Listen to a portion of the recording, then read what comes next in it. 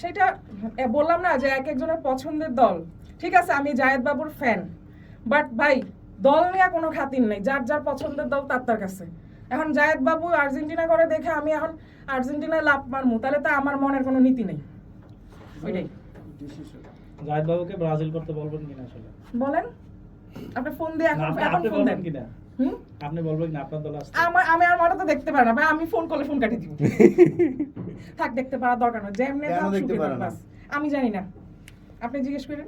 আপনার গান দেখছে কিনা, জানেন কিনা যে আসতেছে গান? ভাই সে যে দুনিয়াতে আছে এটাই তো জানি না, বেহুশ হয়ে রয়েছে কই জানি। সে তো দেখি আপনার মতো নাচ করে। ভাই ও এখন হলিউডের হিরো ভাই, কো এত লাভ নাই ভাই, টম ক্রুজের কাজিন হয়ে গেছে সে অলরেডি। বাংলাদেশের ডিগবাজি তো সে সেখানে দিতেছে। তার জন্য শুভকামনা রইল, এটা হলো কথা। দেখি একটু ভাই আসি। কিন্তু তার উপর আমি একটা অনেক বড় অভিমান করে আছি দেখে তাকে নিয়ে আর কিছু কথা বলি না, কারণ সে জড় অবস্থার মতো মানে একদম দেয়াল হয়ে আছে। যদি আপনাদেরকে বলতো যে আমার বোনটার জন্য শুভকামনা রইল, আমি আলহামদুলিল্লাহ হ্যাপি থাকতাম যে না আমাকে উইশ তো করছে, এটাই। আপনাকে তো দেখি যে ডিগবাজি দিতে হয় খেলার মতো।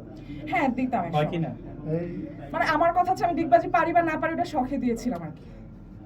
জাত খানার জন্য কোনো টিপস আছে কিনা, পরামর্শ আছে না কিনা? যে যেটা বললাম যে ঠিক মতো একটু খাওয়া দাওয়া করতে, বেশি শুকায় গেছে, ভালো লাগে না, গ্ল্যামার পড়ে গেছে, মিনারেল পড়ে গেছে।